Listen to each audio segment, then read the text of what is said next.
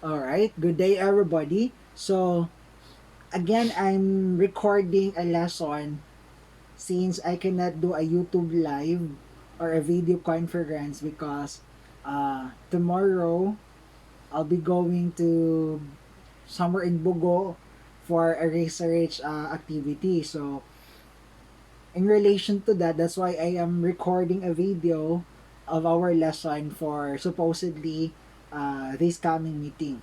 So anyway, it doesn't discount the fact that there is still delivery of lesson and then a still discussion with me.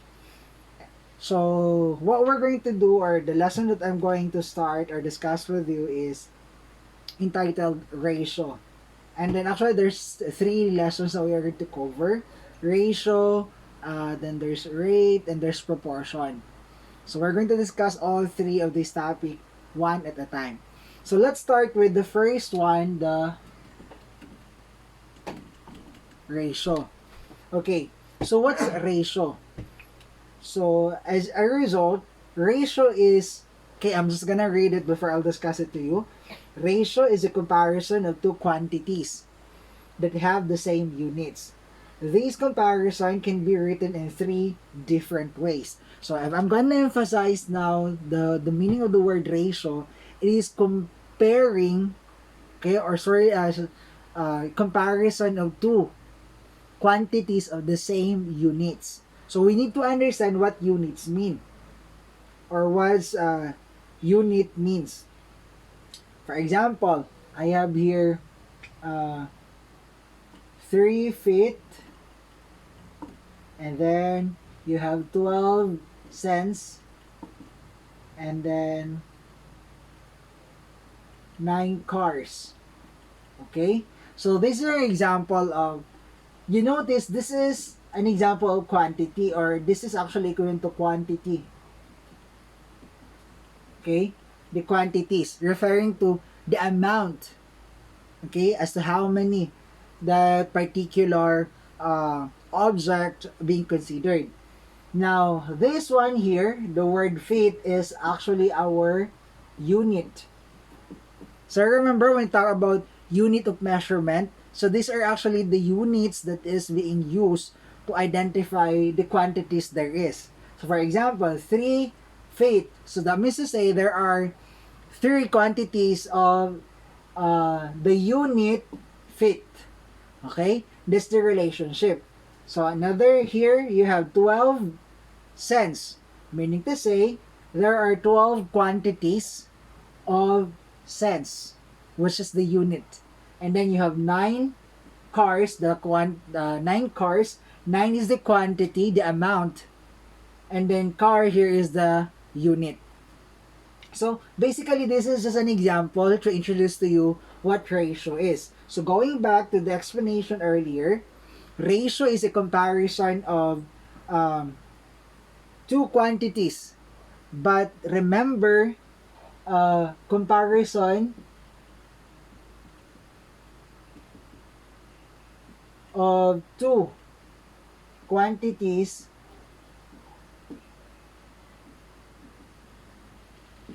of the same units.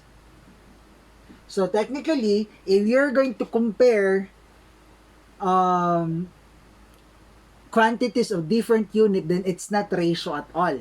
Okay? Because the definition of ratio is simply we are comparing uh, two quantities provided that these quantities are of the same unit of measurement. So, for example, and aside from that, when you talk also about ratio, there are three ways to write ratio. So take note, it's a comparison between two quantities of the same unit. Now, these quantities of the same units as being compared, there are three ways to write them. First one, okay, the first way of writing ratio is in a form of fraction. Okay, as fraction. So as comparing now, one is in the numerator and the other is in the denominator. Because remember, fraction is a manner to display comparing one or a portion compared to the total or the whole. So that's basically why ratio can also be expressed in fraction form. Second is um, two numbers separated by a comma. Two numbers separated by a comma. Okay? Or rather, not comma, but rather a colon. Sorry that term. Separated by a colon. Not colon, obviously, but it's colon. Okay? This one. That's the colon. And lastly, the third way to write ratio is the same. Two numbers separated by 2. Separated by the word 2. Okay? Later, we will write a ratio using the three terms or the three ways. Let's try.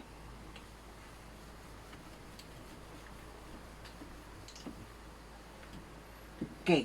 So, oh well, I erased my example. Let's say, let's write an example of 8 feet, and then another one is example 10 feet. Okay, so, well, we can write ratio of these units here, or these quantities, because they have the same unit. So we can write a ratio about these two quantities of feet. First way of writing ratio is in fraction form. So first, we're going to write now and make a comparison between 8 feet and 10 feet using fraction method or fraction form. So we're going to write now 8 feet, okay, over 10 feet. Now, this is so, it's because, this is an example of ratio because our units here are the same. We're talking about feet of different quantity. First quantity of feet is 8, and then the second quantity is 10. So, but we have to understand that ratio should be written and expressed in the simplest form. Remember, it's a comparison. Now, as it is a comparison, going back with fraction, there is what we call last time the equivalent fraction. So we know that this one can come up, we can come up to its equivalent form by trying to remove any common factor between the numerator and denominator of the common unit. So what we're going to do here is we have to reduce this to the lowest term or in its simplest form. So trying to factor out the common, so we know that the numerator is can be factored as 2 times 4, while the denominator is 2 times 5. That is to remove now 2 as a common factor. So we will have 4 feet and then over 5 feet. So the ratio of 8 feet and 10 feet in fraction form is 4 feet over 5 feet. Okay, that's the first way of writing ratio by means of fraction. Now, second is two numbers separated by a colon. So, we are going to separate now or write the ratio of 8 feet and 10 feet by a colon. So, we will now have 8 feet and then colon. Or actually, we don't normally write the unit. It's understood that once we're writing this one, it's understood that the numbers compared here, the two quantities compared, they're of the same unit. Otherwise, we're not talking about ratio. We're talking of another form. So we'll have now 8, and then, by the way, the colon is read as is 2. Okay, 8 is to 10.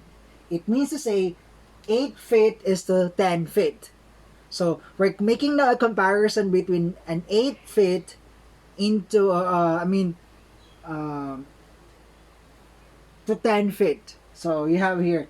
But of course, like I said, this can be written.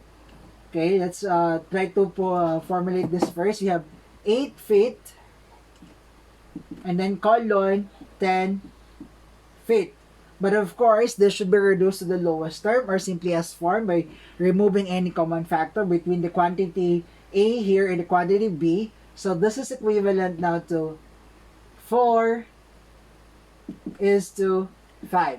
Okay? So that is now the other way of writing ratio, the ratio of 8 feet to 10 feet as 4 is to 5. So we read this one as 4 is to 5. Okay? Another one, the last way of writing ratio is by means of the word 2. So we need to say you will have 8 feet to 10 feet. Okay? So there you go. This is the three ways and how we can write ratio. Okay?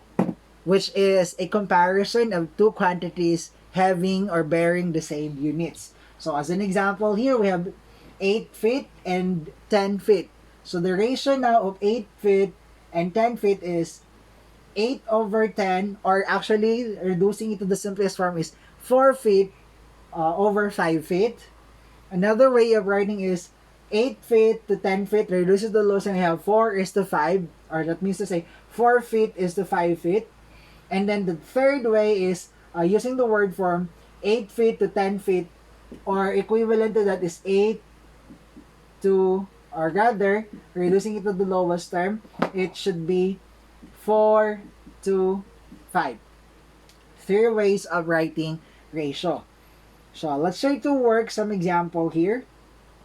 Let's say we will write the comparison between 6 peso to 8 peso. Make sure to express our ratio in the simplest form. We're going to write now the comparison of 8 peso, 6 peso, and 6 peso to 8 peso in three ways as we are talking about ratio here. So 8 or 6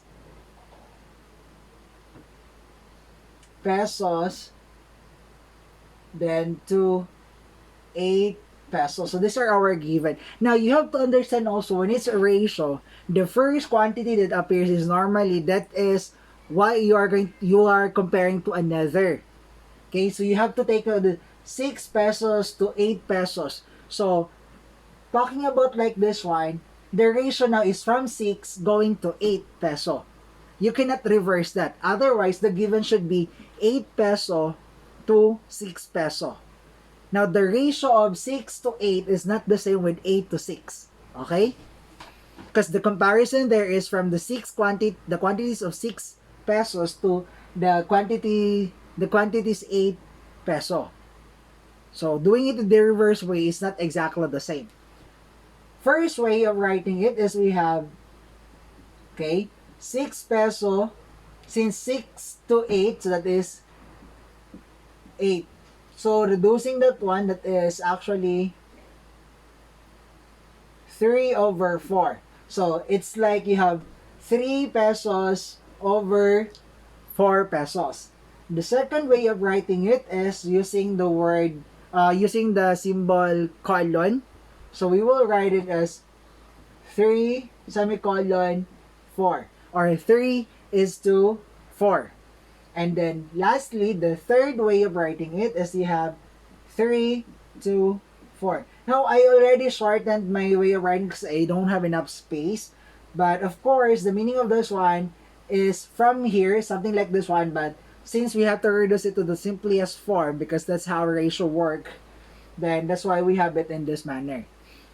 So talking about the ratio of 6 peso here, the unit here is peso, and then the quantities of 6 pesos and to 8 pesos, they can be written as 3 over 4, 3 is to 4, or 3 to 4. These are the three ways of writing ratio. Okay? Another, let's try to take this example. Write the comparison between 18 quarts to 6 quarts as a ratio in simplest form using fraction, colon, and the word 2. So here we're comparing now 18 quarts to 6 quarts. Take note, 18 quarts to 6 quarts. So meaning to say the first element of our uh, comparison here, or the ratio, is the 18 quarts to 6 quarts. So the second element in our ratio here is the 6 quarts, where the first quantity of the ratio is the 18 quarts. So one last example, we will write that one. Okay, so first is 18 quarts. So our units here is, or our unit is quarts with 18 as our quantity, and then 2, okay, as compared to 6 quarts. Now, this is working because we are now talking about, we're comparing two quantities of the same units. So we're gonna write this one now. Again, take note, in the simplest form, comparing the 18 quarts to 6 quarts. So first is, again, using fraction, it would be 18 quarts to over 6 quarts. So, which you simplify this one, the ratio here is um, 3/1. Now, this is an exemption to the rule in fraction. Remember in fraction that when the denominator is 1, we know we are going to simplify it, writing it as a whole number. But in this case, it's not required. It's because if you're going to remove the denominator in this case, that means to say, we'll lose the 1. Okay, the 1 unit, or the other element of the ratio. Take note, it's comparison. So we're comparing now 3 quarts to 1 quarts. That's the ratio. Okay, so as we try to compare the volume, or rather the unit of the quantities of 3 quarts, and then compared to 1. So we're not gonna remove 1 in this case. Of course, please free your mind to the idea that once there is a denominator of 1, then you have to make it into whole number. No, that's not the case in ratio. Why? Because this is showcasing now that there is a comparison going on. A comparison between 3 units to 1 unit. Okay? Another situation is using the word, using the symbol colon.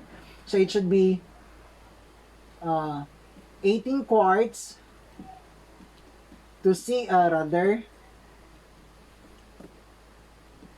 18 quarts semicolon 6 quarts. So this is going to be 3 and then 1. Okay, 3:1, meaning to say, for every 3 quarts, equivalent to 1 quart. So the ratio here. So whenever you have the ratio of 3 quarts to 1 quart. And then lastly is using the word 2. So you have 3 to 1. Okay? So that is for ratio. So very quick exercise for all of you. We are going to write here a ratio of an example. Okay? I'll write first the given, and then I'll give you 1 minute. I know this is just very easy, so I'll just give you 1 minute to work on your own how to write the ratio. Let's see, for example, write comparison 64 miles to 8 miles. Okay, so our unit here that is being compared is miles. As a ratio in simplest form, using the 3 ways of writing it, using fraction, a colon, and the word 2. Okay? So write the comparison of 64 miles to 8 miles as a ratio in simplest form using fraction, a colon, and the word 2. Okay? So you try to write it in your paper, and then let's see your answer later on. Okay, so let's start with the fraction. So we will have the first one in fraction form is 64 miles over 8 miles. But of course, you know that this is just equivalent to 8 miles. If I'm gonna write here the unit, 8 miles over 1 mile. Okay, because again, it says here simply as form. So, you know that 64 is 64 and 8 has a common factor of 8, thus we have 8 miles over 1 mile. And then the other way, using the word colon, so you have 8 miles is to 1 mile. And then lastly, number 3 case is 8 miles to 1 mile. Okay, so that's it. That's our example for the first one. I'll give one more example, and then we will proceed to the next part of our discussion. I wanted you to work with this one. Okay, I wanted you to work with this problem. The costs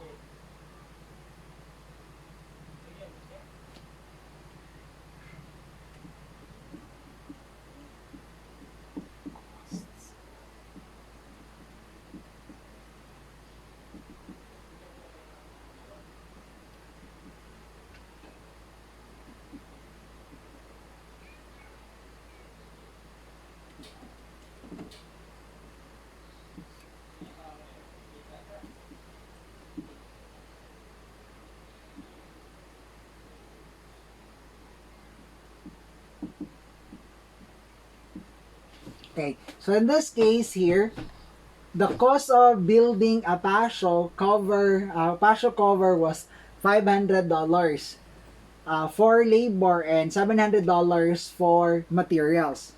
So, and doing this one, a patio cover for a building, it would cost $500 for labor and then $700 for the materials.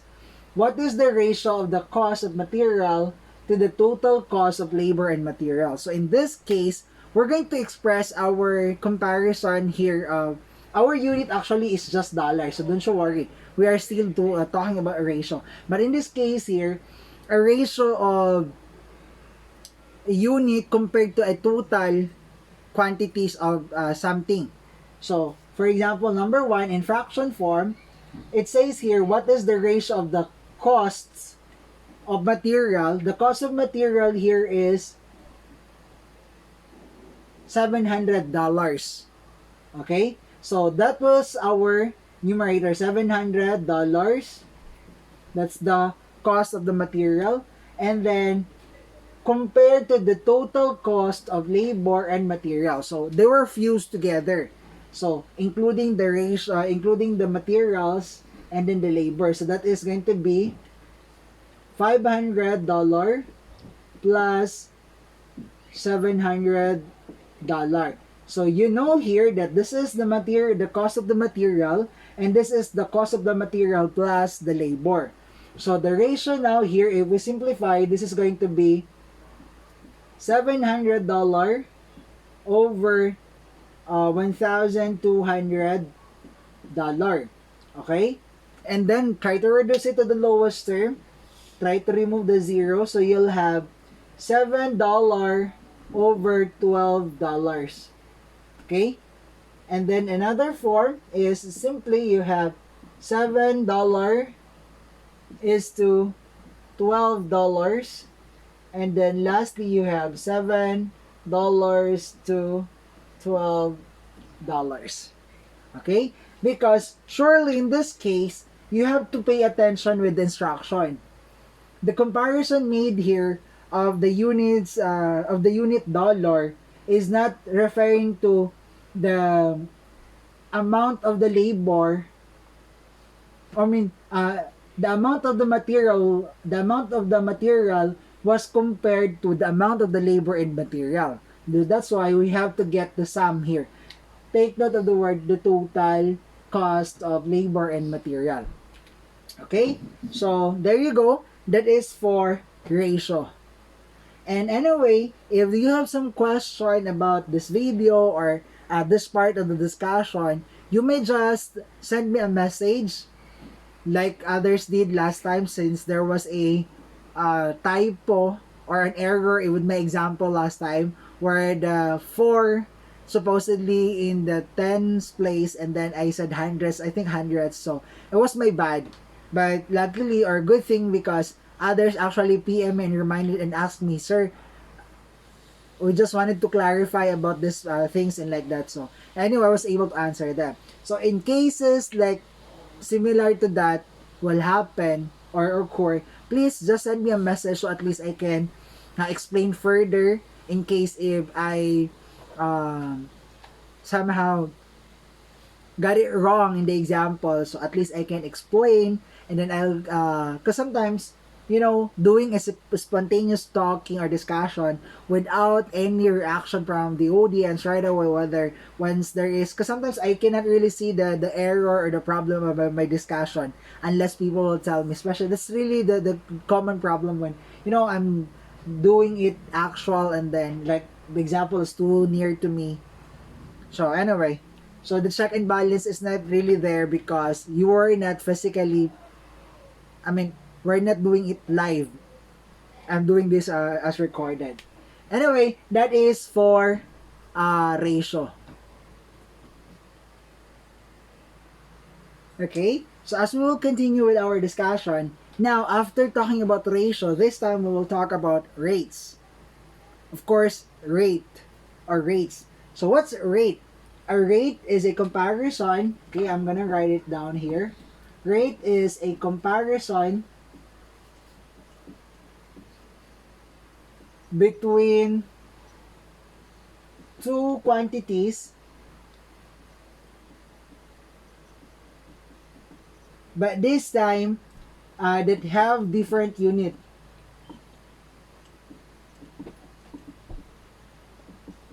Okay, so that's why I said earlier, if you're trying to compare two quantities of different units, then it's no longer ratio, but it's called rate, or rates rather, rate.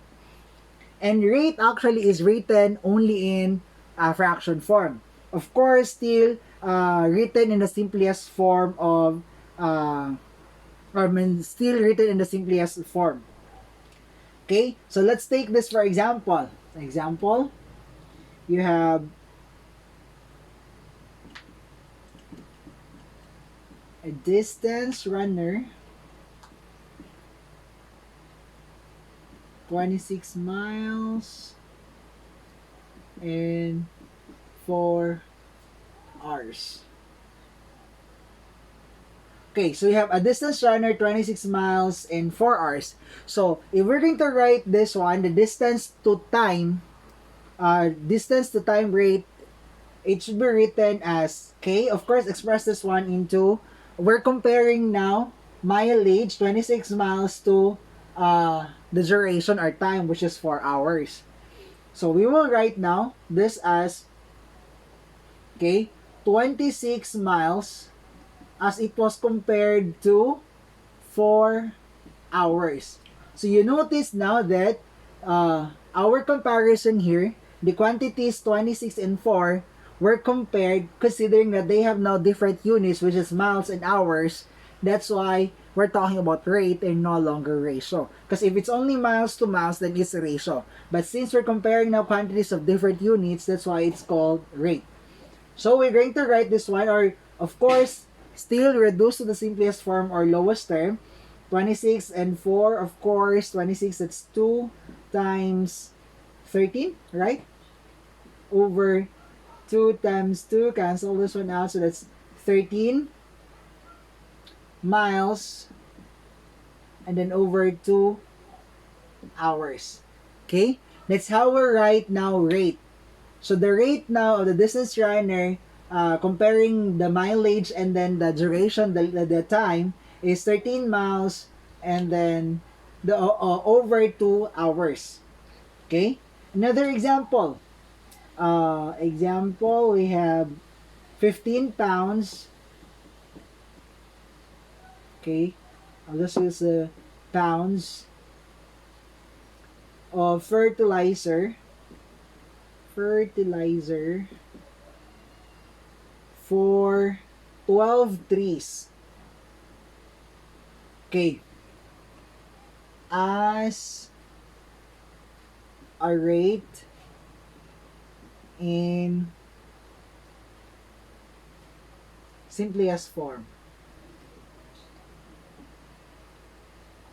Okay? So you notice here, if we look at the unit, the quantities of units compared here is we have um, pounds of fertilizer to 12 trees. Okay? So if we will express now this example in rate form, expressing it to the simplest form, what must be our equivalent answer for this one? Okay? So, of course, the comparison here is from 15 pounds of fertilizer to 12 trees. So we will not revert it. Otherwise, okay, we will write now this one as 15 pounds over 12 trees. Okay?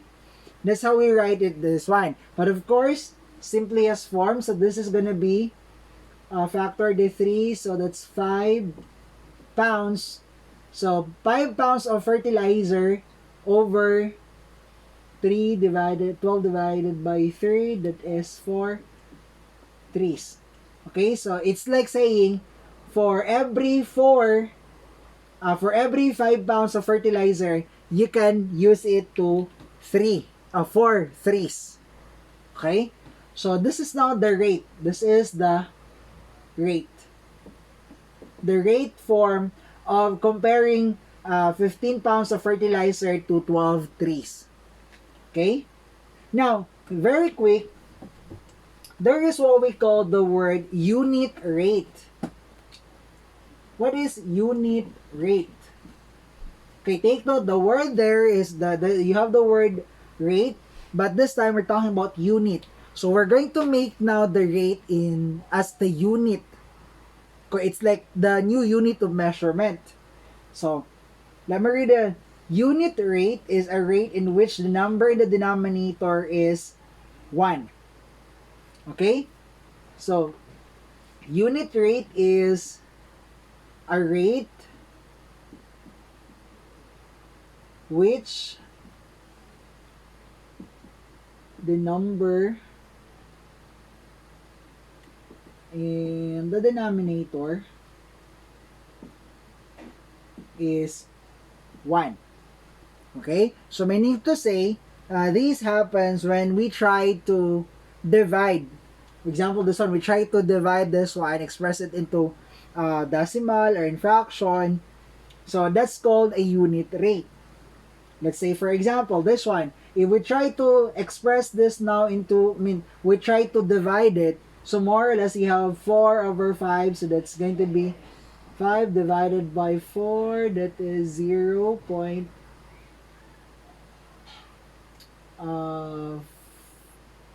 We add 0, 0, 5. Ay, sorry. That's 4. This is going to be 4, 5. That is 1, 4, 1. Add 0. So 10. That's 2. 8. That's 2. 0. That's 5. So that's 1.25. So the rate now, if we will express this one as unit rate between the 15 pounds of fertilizer to 12 trees is equivalent, or we will say that 1.25. That's but written now as pounds of fertilizer per uh, trees per tree. Okay? So what's happening now is that the unit rate between 15 pounds of fertilizer to 12 trees is 1.25. That's why the unit now is pounds per tree. Okay, so you'll have 1.25 pounds per tree. Okay, that's how we read it. That's an example of unit rate. Let's have another example of unit rate. Let's say, okay, another example. 300 feet in 8 seconds. 308 in 8 seconds. Express this one, 300 feet in 8 seconds in unit rate form. So we will write now this one as 308 over 8. We have to divide now the 1. It's going to be 300 divided by 8. That's 30. So, wait. 24. So that's 3. 24. So 6. Bring down 0. That is 7. 56. Yeah. That is going to be 6. Bring down 0. That's 2. Add 0. 37. So that is going to be 20. That is 2. 16. That's 4. Bring down 0. That's 40. That's 5. So that's 37.25. Is my multiplication division correct? That's 30 divided by 8. That's 3. 24. Yeah. Then you have 36, bring down to 60, that is 7, 56, so that is, my bad.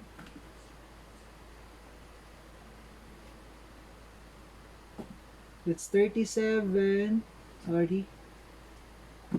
It's 33, 20, then 60, that is 7. 56, that's 4, and 0, that is 40, that's 0.5. That's 40. Okay, so you have 37.5. So we will write this one now as 37.5 feet per seconds. So the unit rate now between 8 feet and 8 seconds is equivalent to 37.5 feet per second. Okay? So that is writing now in rate form. Okay, let's have one example, and then I think after which is we will move to the last part of our discussion. Okay, let me look first for an example.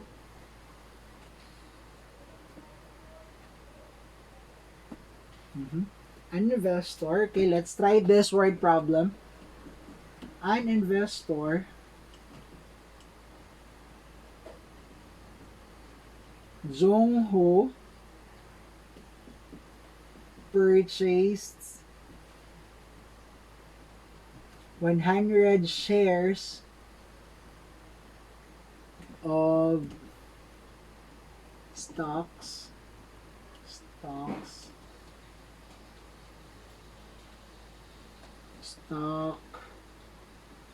for $1,500. 1 year later, 1 year later, Jung Ho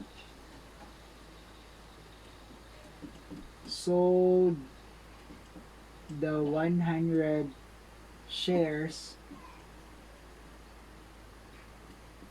for $1,800. What was what was his profit per share? Okay. So the question here, or at least the situation is, an investor by the name of Jung Ho purchased 100 shares of stock for 1,500. 1 year later, Jung Ho sold the 100 shares for $1,800. What is, or what was his profit per share? So meaning to say, the question asked here is, how much actually is the profit of Jung Ho per share, since there are actually 100 um, shares that he sold after a year of uh, investing. So what we need to do here first is, there are steps to follow. First, to find Jung's profit per share, find the total profit by subtracting the original cost from the selling price. So first move is, we will try to get the total profit. So since the original amount of the 100 shares he bought is 1,500, and then after a year as it was sold, it now ranges, or the amount is $1,800. So meaning to say, that's $1,800 minus $1,500, that's equivalent to $300. So this is the total profit of Jung. So in this case, that's the total profit, but our problem requires for how much is the profit of Jung per share. So per share. So what we need to do now is, we're going to divide this one, the 100 profit, for we divide it by 100. Okay? So because there are actually 100 shares that was sold after a year by Jung, and then that 100 after a year sold garnered $300 as the total profit, profit sharing. So we will now have $300, that's the total profit, divided by 100 shares. So since there are 100 shares and the total profit for the 100 shares that was sold is 300, so we now have 3 as the result. So we have 3. So how do we answer, or at least conclude the problem here, since the question is, what was the profit per share? So therefore, Jung's, or Jung Ho's, let's just complete his name. Jung Ho's profit was $3 per share. $3 per share. Supposedly, the dollar should be written here because it's dollar, but we know that once it's a money and in the unit, they were written before the number. So we read this one. Therefore, Jung Ho's profit was $3 per share.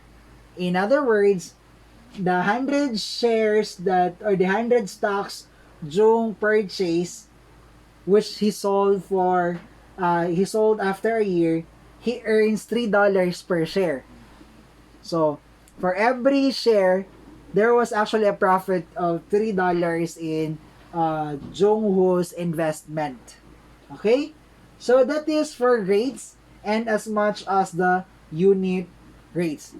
Again, as I end with this part of the discussion, like I said, if in case there are things that you wanted to clarify, because things are not, it appears to be vague, you may PM me the moment you'll see this recorded discussion, and then you can ask me clarification. If I cannot return your inquiry right away, you just give me time. Probably I'm still there out busy doing some research activities.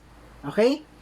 So, I suppose you don't have any question about rates and then unit rates. So, we will now be ready to proceed to our next discussion. Okay, the next and the last part of our discussion. Okay, so we will continue, and last of our discussion is about proportion. So I'm sure you've heard already what proportion is.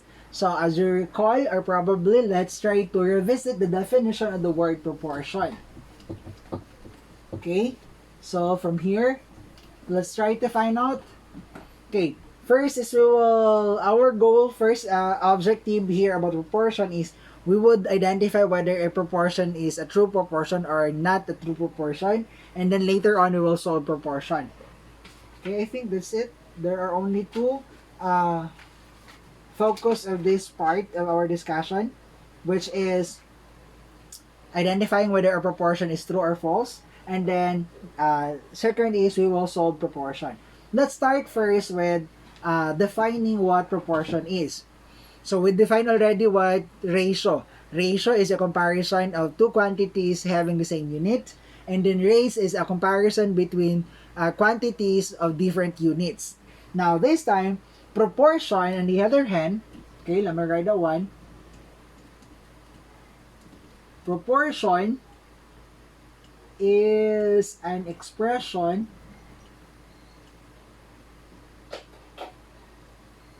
of equality of either of two ratios or rates. So proportion here, on the other hand, it's an expression of equality. Now, take note, the word here is equality, meaning to say there are two ratio, and then we're looking into whether the two ratios are equal, or expressing two ratios as equal or two rates as equal. So that's an example of proportion. Let's say for example, you have 50 miles over 4 gallons equals 25 miles to over 2 gallons. So this is an example of proportion.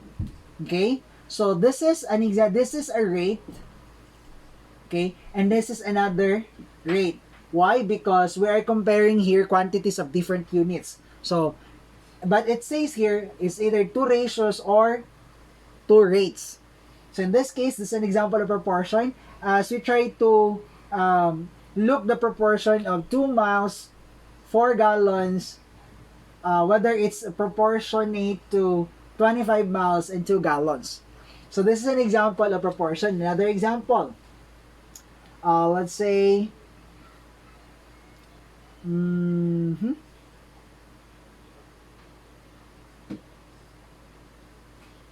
other example of a proportion.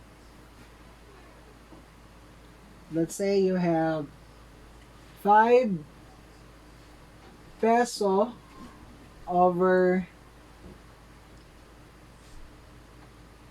7 peso. Let's say proportionate to, let's say for example, 2 over 7 or 2 over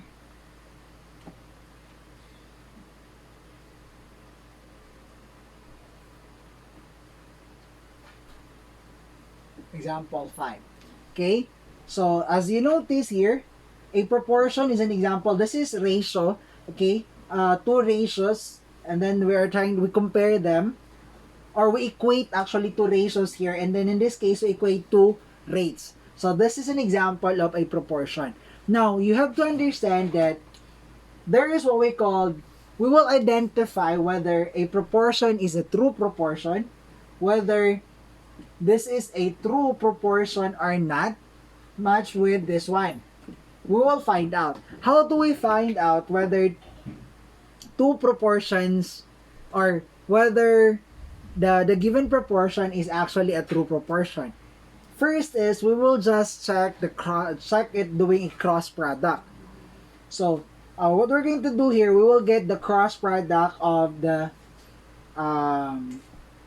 of the two ratio or the two rates, and then make sure that, take note, this is equality. So therefore, as you get the cross product of the ratios or the rates, you must have equal value or equal value. Otherwise, that proportion is not a true proportion. For example, this one. Let's get the cross product of this. 50 times 2, that's 100. Okay, let's write here. This is 100. And then this one is 100. Thus, an example of 50 miles over 40 gallons is equal to 25 miles over 2 gallon is an example of a true proportion. Thus, this is a true proportion. Okay, proportion. Because as we try to check it doing the cross product, we came up with equivalent or equal value. Thus, this is an example of a true proportion. Now, let us look this one. This is 25, while this one is 14. As 25 and 14, considering these two result, they are not the same or they're not equal. Thus, this is, okay, this is not a true proportion. Okay? Take note. True proportion is, so whenever you get the cross product of your equated ratios or rates, they must have equal value as you do the cross product. Otherwise, then it's not a true proportion. Another thing that we have to remember and to bear in mind that proportion was only considered whenever the numerators are of the same unit and the denominators are of the same unit. Okay, otherwise it's not a proportion. For example, this one. The numerators are both miles and the denominators are both gallons. So that means to say this is this is a right proportion. What I mean with right proportion, meaning to say we did it correctly. Because if this is 50 miles over 4 gallons and then the other one is 45 miles over, let's say for example 2 hours, this is an hour, then it's not proportion. Okay, perhaps what you can do is you have to rewrite this one, convert this one, the R below here, into gallons, which is I don't think so that is possible. What I'm saying here, that a proportion is an expression of equality wherein the numerators are of the same unit and then the denominators are of the same unit. Okay, so that is a proportion. And then we found out that talking about proportion, the numerators must have the same unit and the denominators are of the same unit. And then to know whether the given proportion is a true proportion is that whenever you do the cross product, you will get equal value. Like for instance here, just to to do a quick recap, 50 miles, 50 times 2, that's 100, and then 4 times 1, it's 100 also. Thus, this is a true proportion. On the other hand, this instance here, as we get the cross product of this proportion, the said proportion, we end up with 25 and 14. And surely 25 is not equal to 14. That's why this instance here, the second situation, is a proportion but not a true proportion. Okay? Let's have more example, knowing whether the given proportion is a true proportion or not a true proportion. Let's look at this one. 5 over 8 is equal to 10 over 16. Let's see whether this is a true proportion or not a true proportion. Let's get the cross product. That is 16 times 5, that is 30. That's 80. So this is 80. Cross product, this is also 80. And 80 is equal to 80, therefore this is a true proportion. True proportion. Okay? What about this example? You have 6 over 10 equals 9 over 15. Let's do the cross product. Of course, this is 90. You have 15 times 6, that is 0, 30. That is also 90. Okay, 90. Thus, this is a true proportion. Okay, 5 over 8 equals 10 over 16 is a true proportion. Matched with 6 over 10 equals 9 over 15 is also a true proportion. Okay, I'm gonna leave here few example and then let's find out whether it's an example of a true proportion or a not true proportion. Okay, well, let's see. 62 miles. Okay, a ratio of 62 miles over 4 gallons equals 33 miles over 2 gallons. Checking this one, it's a proportion because our numerators of the two fractions here are both miles and then the denominators are both gallons. So therefore, it's a proportion. But I'm not even sure whether this is a true proportion or a false or a not true proportion. Okay? I'm gonna write this one and then I'll write another example here. I wanted you to check first while I'm writing the second given whether this is a true or uh, a not true proportion. While I'm writing the second given, another example is $32 over 6 hours equals $90 over 8 hours. Okay? So I did already the second given. I wrote already the second given. Now going back to the first given, true proportion or not true proportion. Okay? So we will get the cross product. As you notice, the cross product of this one, that is 62 times 2, that is 412, so that's 124. Then while this one, that's 33 times 4, that's 12, carry 1, 12, 13. So that's 132.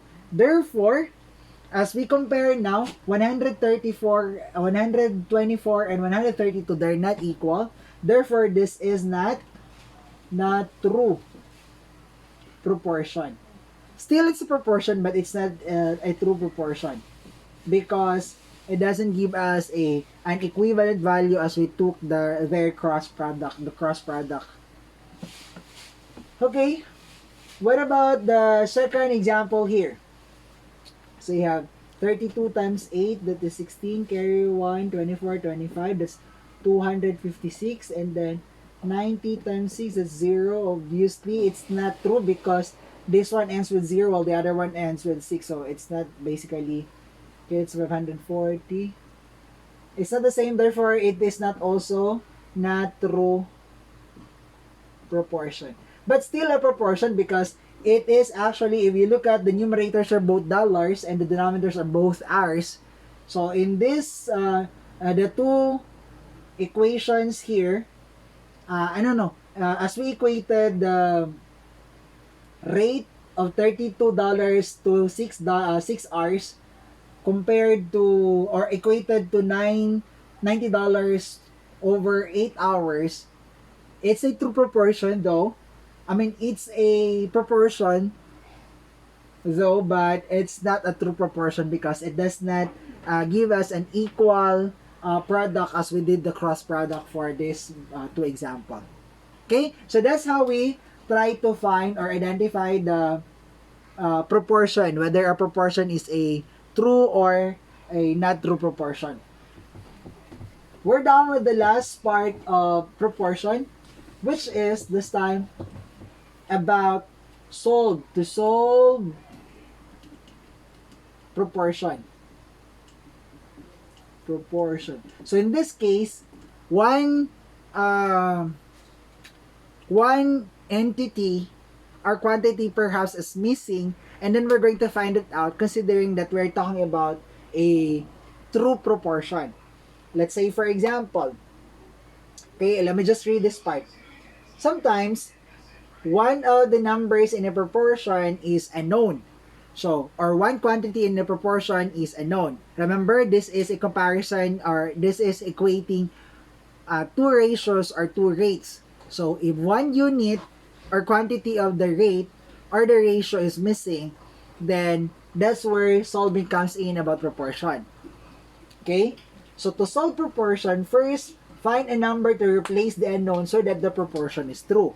So, what we're going to do now is we will just look for a value of the unknown number or the unknown of the proportion such that the proportion will become a true proportion. Let's say, for example, you have 9 over 6 equals 3 over n. Now, our unknown here is represented by a variable n. We will look for a number equivalent to n such that this proportion will become true. This is where now the cross product comes in. We'll get the cross product of these two. So you have 9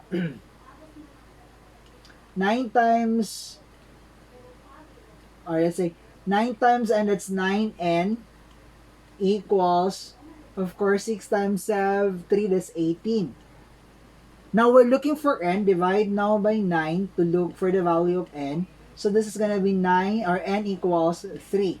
Therefore, this one here, for this proportion to be true, the value of n is 3. So this must be 9 over 6 equated to 3 over 3. Huh? 9 over... Sorry, it's 2. My bad with my division. 18 divided by 9 is 2, so this must be 3 over 2. Let's see. This is 18, while this is 18. So we have now a true proportion. So meaning to say now, we have a true proportion in this case. Therefore, the value of the unknown here, represented by variable n, is actually 2. So n here is 2. That makes this proportion a true proportion. Okay? Let's have another example. Let's say you have n. By the way, do not be surprised if you will encounter another variable. Anyway, this is just an arbitrary variable. So you can use any other symbols or any variable for that matter to represent the unknown in your proportion. So it may be A, B, or alpha, beta, whatever symbol you're going to use. It doesn't matter. Anyway, they are just used to represent whatever is the unknown in your proportion. So you have n over 12 equals 25 over 60.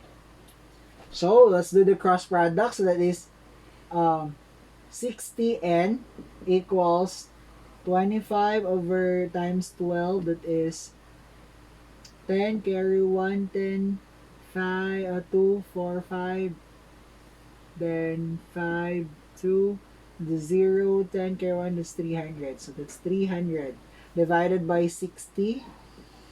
So what must be the value of the unknown? Divided by 60, this is 360, wait. 60 times 60, this is 3, then that is, that's, how many 60s are there in 300?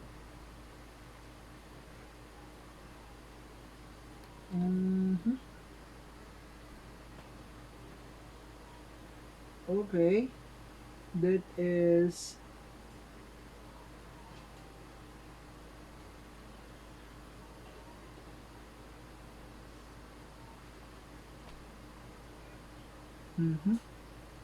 let's try 560 times 5, that is 0, 30. Okay, it's 5. So in other words, n here is 5. Okay, so to solve this proportion here, to make this true, n should be equal to 5. let's do the checking. Let's check whether we will end up with a true proportion when n is 5. So I have 5 over 12 equals 25 over 60. So, okay, may show it here. 360 times 5, that is 0, 30, 300. So this is 300. And then, of course, we did already this one. 12 times 25 is 300. So we have now a true proportion. Therefore, indeed, checking it twice, when n, or the unknown here is 5, thus this proportion will become a true proportion. Thus, to solve this one, the value of the unknown is 5. Okay? So, let's look for actually another example. I'll post first two example, and then after that, let's move to the application of solving proportion. Okay, let's try two more example. 15 over 20, and then 12 over n. So in this case now, the unknown is actually the denominator of the second fraction. And then let's have one more. You have 12 over n equals 7 over 4. What must be the value of n here? So that's going to be 15n equals, well, that's 20 times 12, 0, 4, 1, 2, 0, 5, 2. That's 250 divided by 15. So that's n equals divided by 15. 1, 15, that is 10 over 100, that's 230, 66, that's 6, that is 90.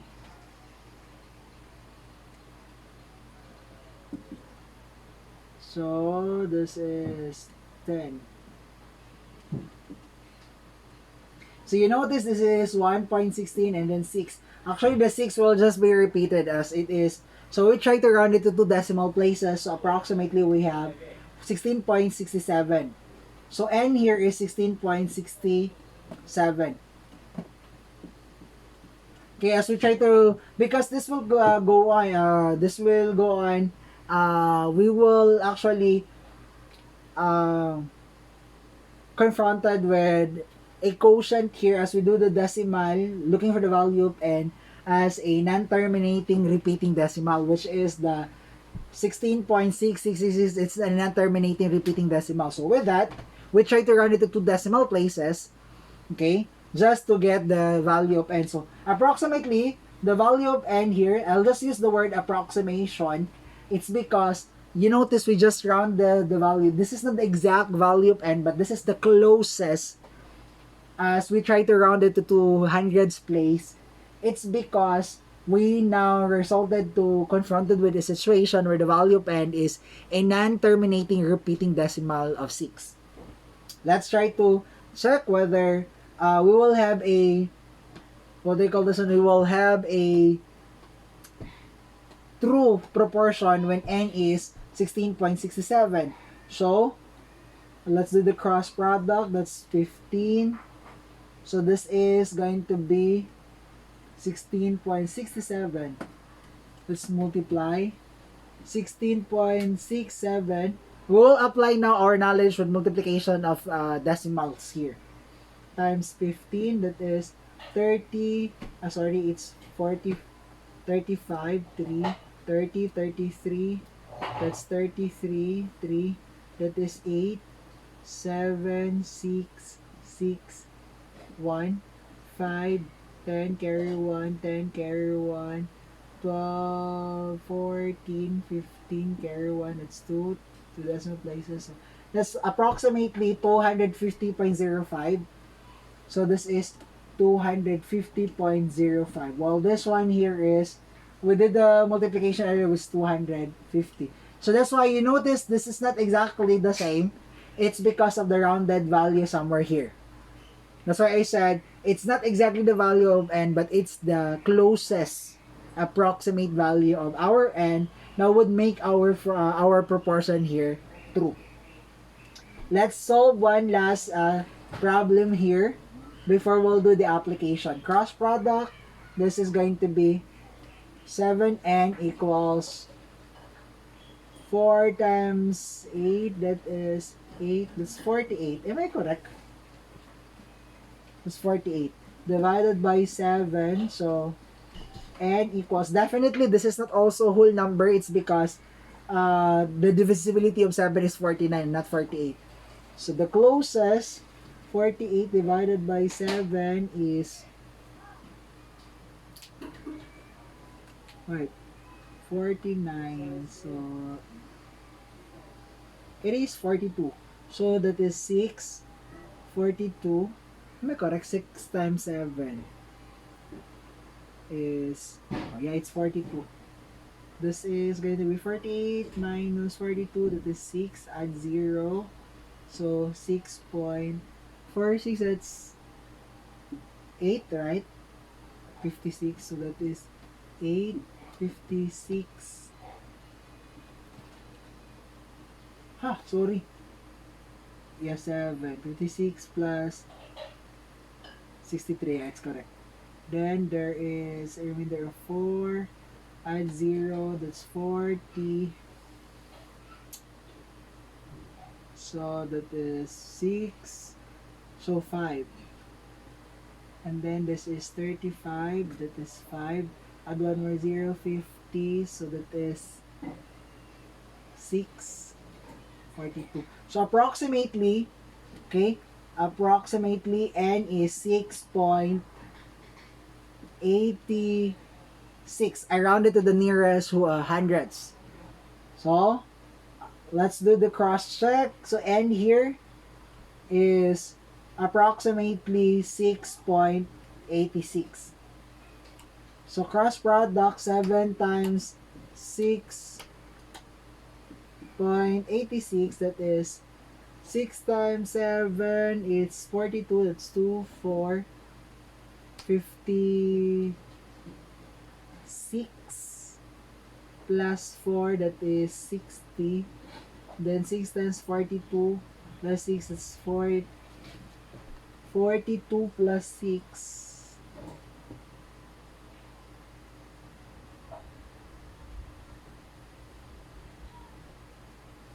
42 plus 6 is... Am I doing this correctly?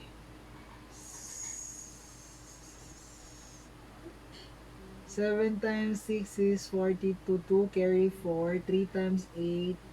7 times 8, that's 48 plus 4. Let me just do the multiplication properly. That is 6.86 times 7. So 6 times 7 is 42. 2, 4. 6 times 7, that is 56 plus 4, 60, 0, 6, 42 plus 6, that's 48. So approximately, that is, the product here is actually 48.02, while this one is 48. So again, it's the closest because we just rounded the value to the nearest hundreds. Okay, so we're good with this part. Now let's try to have application problem, like perhaps two problems. Okay, the dosage application problem.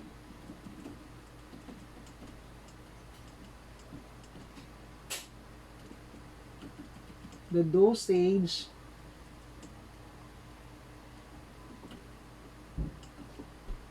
of certain medication is 12 or 2 ounces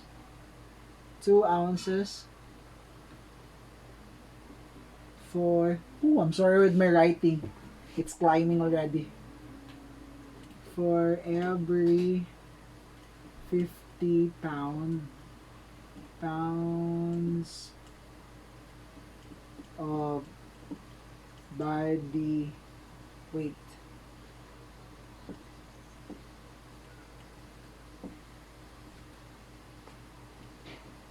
How many ounces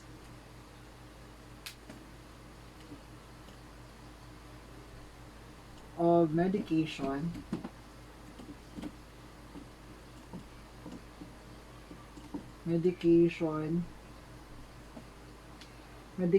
are required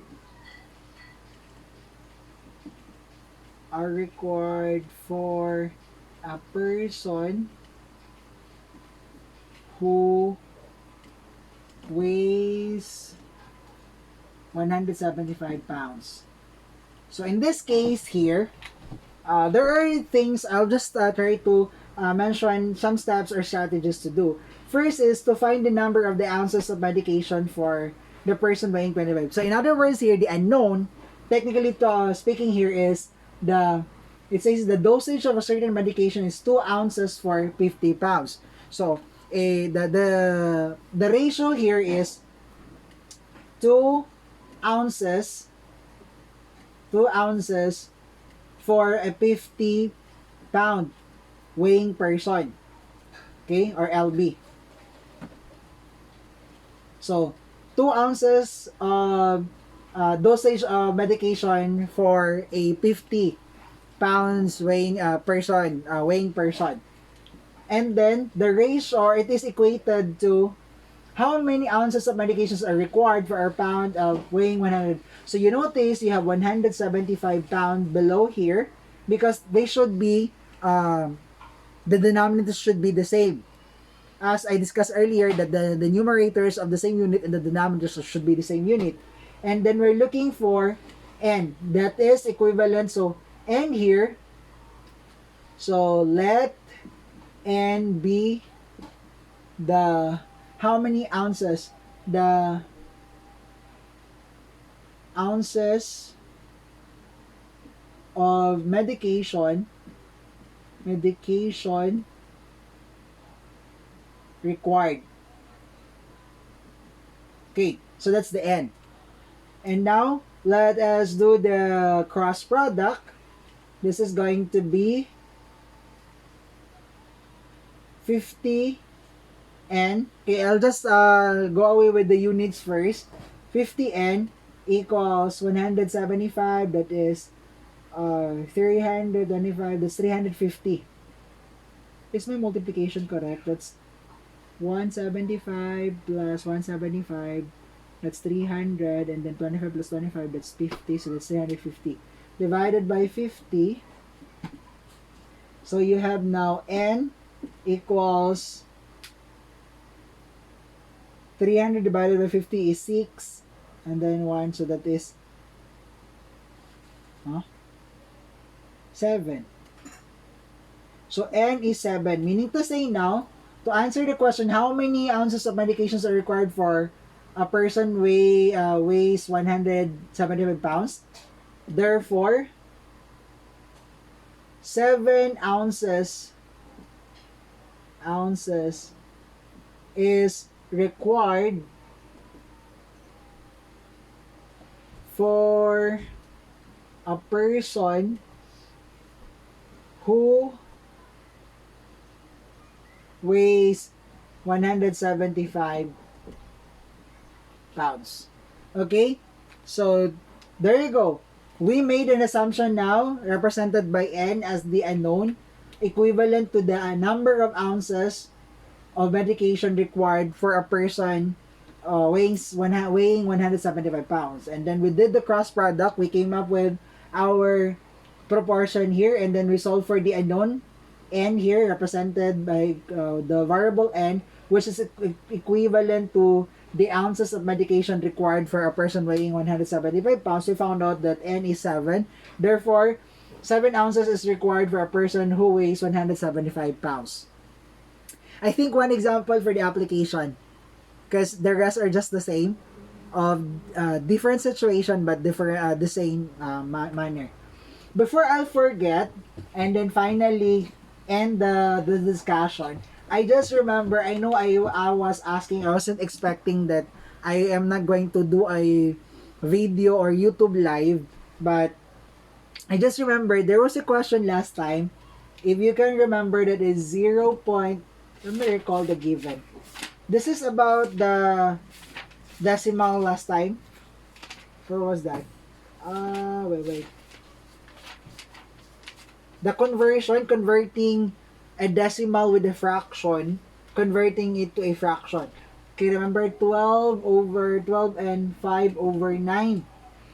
So in this case, this is a conversion now. You're asked to convert 0.12 5 over 9 into fraction. This isn't a fraction. This is actually decimal. So happen that there is a fraction involved. So what we can do here is to convert this one into fraction is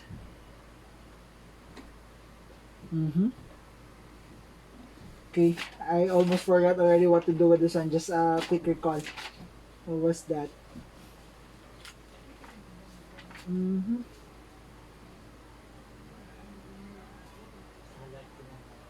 We will express this one into fraction. Remember? Since this is, we will remove the decimal. So this is going to be 12 and 5 over 9 over, since that is two decimal places, two decimals here, that is over 100. Correct? That's over 100. And then after that, we try to rewrite the mixed number into fraction, or rather improper fraction. That's 12 times 9, that is 18, carry 1. That is 9, that's 10. That's 108 plus 5. That's 113. So this one is 113 over 9. The numerator, as the numerator was written in improper fraction as 113 over 9 over 100. Applying now multiplication, or rather division of fraction, we know that this is 113 over 9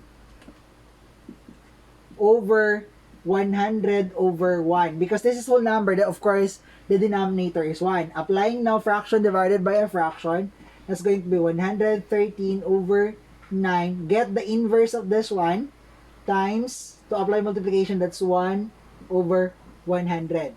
And then we multiply 113 times 1, that's 113 over 900. That's why converting this one into fraction is 113 over 900. Okay? I think I'll just give one more example to at least for you to really follow how to convert a decimal that is with a fraction into a fraction. Okay? Let's have one more example before I'll finally end this part. Okay, let's say you have 0.15 and 1/3. Convert this one into, what is its value into fraction? Okay, first is, we will write 0.15 1/3. Okay, that's two decimal places. That's going to be 15 and 1/3 over 100. Okay, but that depends upon, if this is three decimal places here, then of course it's over 1,000. Remember, as I discussed last time about conversion. Okay, and then this is gonna be, rewriting this one, this is 31, right? 15 times 2 is 30 plus 1, 31 over 2 over 100 equals 31 over 2 times 1 over 100. So you have 31 over 200. Ay, sorry, this is 150. I saw this is 100. Ay, correct.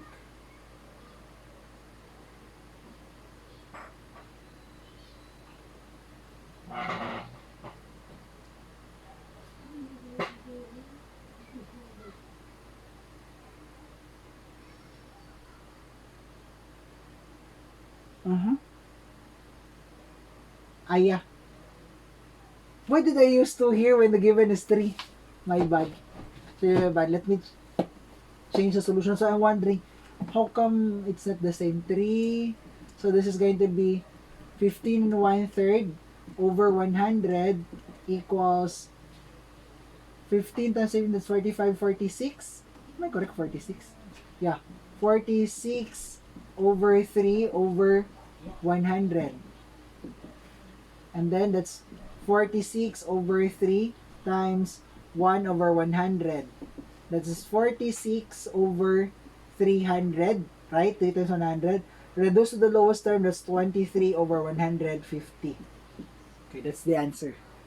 Okay, so I'm sure many of you ask question. Actually, others ask me, Sir, is this really zero? Or the given us, is it really 0.100? Because they thought it's a typo error. But actually, there is an instance of like this, converting a decimal that is with a fraction into a fraction as a whole. Okay? So, that's the process of how you do it. But for the meantime, that's the entire discussion we have. We did already ratio. We did already with the ratio, rates, and then proportion. Probably, that's the end of the midterm. Because as far as I understand, the next meeting is already scheduled for the midterm examination. So after this one, for those of my class that is Friday and Saturday, Saturday will be a quiz for you about ratio, rates, and proportion. And then the next week to that, okay, the week after will be Friday is the midterm exam and then free day for Saturday as we have last during the prelim. That is the giveaway also for other subject. Because I understand the week after that is already uh, midterm week. And then for my classes, MW and TTH, the same thing also. So, meaning to say, I'll still holding classes Mondays and Monday. Even if it's November 1st or November 2nd, still I will be um, holding classes for that. I know that's supposedly a holiday, but they have only limited number of days for the entire semester. So, anyway, it's just a recorded video. You can just watch the video anytime during your free. Okay? In case if you're doing any other activities at home, just find time to look at the video. Of course, I'll still post it during the schedule, but during your free time, you can just check the video for the lesson. And then, like I said, wait, Monday is November 2, November 2, 3, 4, 5, 6. Friday is 6. And as far as I remember, the scheduled exam is 5 and 6, November 5 and 6. So, Friday is 6, Saturday is, Friday is 5, 2, 3, 4, 5, 6. So, Thursday and Friday is the schedule. So, that's it. 5, for my Saturday, Friday class, 5 is the midterm exam. And then 6 is your free day. For my Monday, Wednesday class, 6, 2, 3, 4, 5, 6, 7, 8. So November 9 is the exam for the MW. And then, right, what, I forgot. 5, 6, 2, 3, 4, 5, 6, 7, 8, 9. 9 is for the November 9 is for the Monday, Wednesday class. That's your midterm examination. And then 10 is the midterm examination for my TTH class. November 9 is for the Monday, Wednesday class. And then November 10 is for the Tuesday, Thursday class of mine for the scheduled examination. The coverage is, first is from multiplication of fraction, division of fraction, and then order of operations for fractions, and then decimals, including the 4 operations of decimals together with the conversion, and then this one, rates, ratio, and proportion. So the coverage technically is from multiplication of fraction up until proportion. That's the coverage of the entire midterm. Okay? So, I hope you'll enjoy the rest of our discussion, and then be ready for the examination, the midterm examination that is so fast approaching. So, that's it. Bye for now, guys, and be ready with the exam. And also the quiz after. So as you see this video, the next meeting after this is the quiz. And then the meeting after that will be the exam. Okay, bye!